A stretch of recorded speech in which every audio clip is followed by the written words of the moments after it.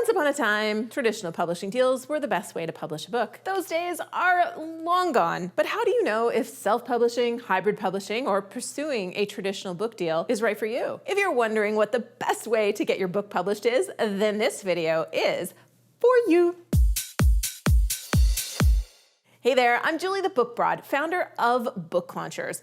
We're a professional self-publishing services team helping entrepreneurs and successful professionals write, publish, and promote a nonfiction book that will grow your brand and your business. Now, naturally, I am a huge fan of self-publishing. Call me a control freak, but I like to own what I create. But that doesn't mean it's the best way for you to publish. So let's break down your options with the opportunities and limitations of each. First, a warning. If you start doing research on publishing a book, you'll probably find yourself getting solicited by a bunch of publishing companies. They'll chase you down asking for your manuscript submission, and then they give you a contract, congratulations, with a hard sell in many cases. These companies are straight up scammers.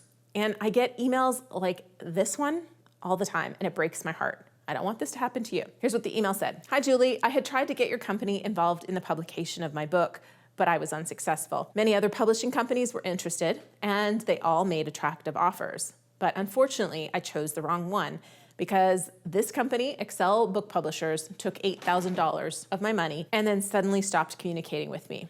Belatedly, I realized it was a scam. I first paid down $5,000 and then within the last month, an additional $3,000. I wanted this book published so badly that I used up all our savings. So when you find yourself being given a hard sell or you find yourself being flattered into signing a contract, you're probably meeting what is called a vanity publisher. A vanity press or a vanity publisher provides publishing services, but engages in misleading or even outright deceptive practices. Books are usually not edited or not edited well. The books are then sold to you, the author, not to the readers. The only one making money is the vanity press. All vanity publishers are hybrids, but not all hybrids are vanity publishers. I know it's a little confusing, so I'm gonna repeat that one more time and then I'll keep explaining it and hopefully it makes sense to you. All vanity publishers are hybrids, but not all hybrids are vanity publishers. You want to avoid vanity publishers, but that doesn't mean you can't look at hybrid as an option. So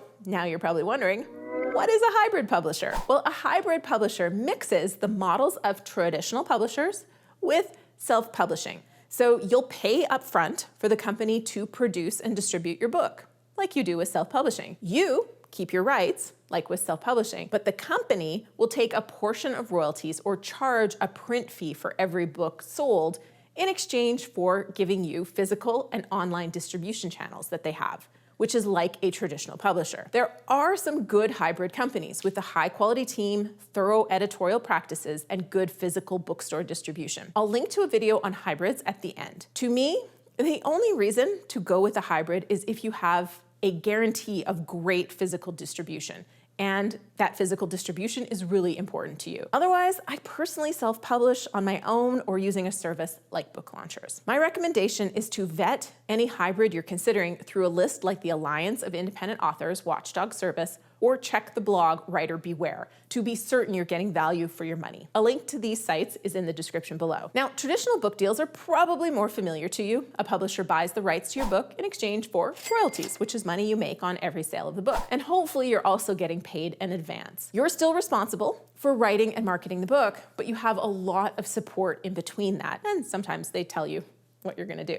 The publisher upfronts a lot of the cost, so you aren't risking that investment. They are. And great publishers also have a longer reach than a typical author as far as getting into bookstores, landing major media, and it's also almost exclusively the only way to become a New York Times bestseller. Well, having a top-tier publisher and selling like 10,000 books in a week, that's the only way. But you can make other lists self-published. But the New York Times is an editorial list that is curated and is only based partly on sales. Now, before you get a book deal, you'll usually need to write an extensive book proposal covering your ideal reader, the book positioning, an extensive marketing plan, including your audience reach, plans for marketing, book sale volume, and sometimes you'll have to include a sample chapter. With that proposal, you can begin shopping for an agent. And if one says yes to you, then that agent will shop you around to different publishers and you may or may not get a contract. And then you may or may not want to sign that contract. The process is time-consuming and can delay your book launch by years while you wait for a great deal. Most people think they get a publishing deal based on the compelling nature of their book, but that is not normally the case. You will get a publishing deal because of how many books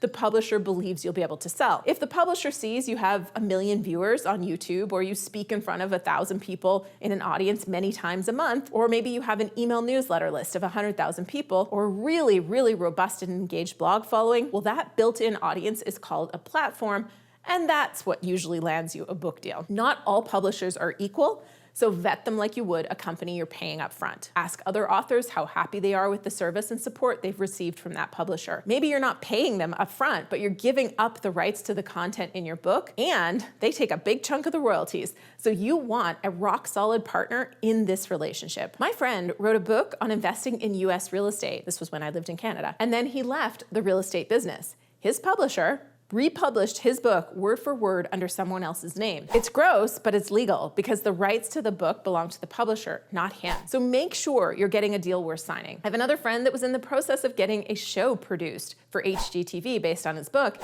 but the publisher wouldn't negotiate. And because he didn't have the rights, he had to buy the rights back in order to produce that show. Also, this is especially important for authors who want to use their book as a tool to grow their business and brand. With traditional deals, you can't just print your book yourself to give away for free, nor can you give the ebook away for free just to get leads. You have to buy it from the publisher to use for these purposes. The publisher will let you know in your contract what your author copy rates will be, and it won't be their cost because they're going to make money on every copy sold, even if it's sold to you. So read that contract carefully to understand your rights and royalties in granular detail, because there are a lot of clauses that will surprise you. If widespread physical distribution isn't your highest priority, and you're not trying to make that New York Times bestseller list, if you prefer to be in control and own your IP, and speed to market is important, self-publishing might be the absolute best route for you. And with self-publishing, you can do it your way. You are the CEO of your book project. You can hire a full-service team,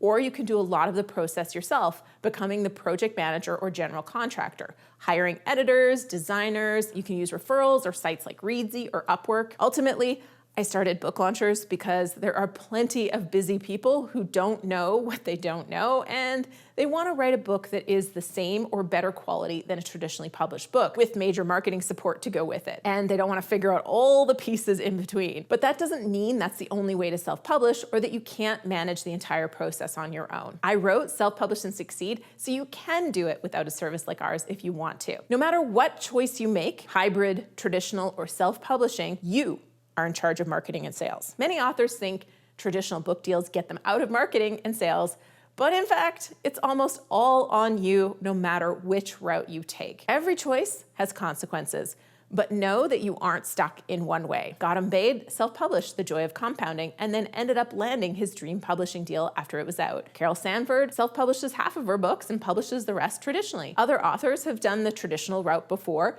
and now decide they want to be in control, since they're doing their own marketing anyway, and they switch over fully to self-publishing. Consider what is most important to you in your journey: speed, control, distribution, and then choose the option that is going to get you what you need. Let me know in the comments below what is most important to you in your author journey down below, but do that right after hitting that subscribe button and turning the notifications on so we can hang out more real soon. Oh, and speaking of hanging out, this video right here is the one that YouTube highly recommends you watch. And if you're looking for that video I promised on hybrid publishers, that's right here. See you on over. Coffee's on.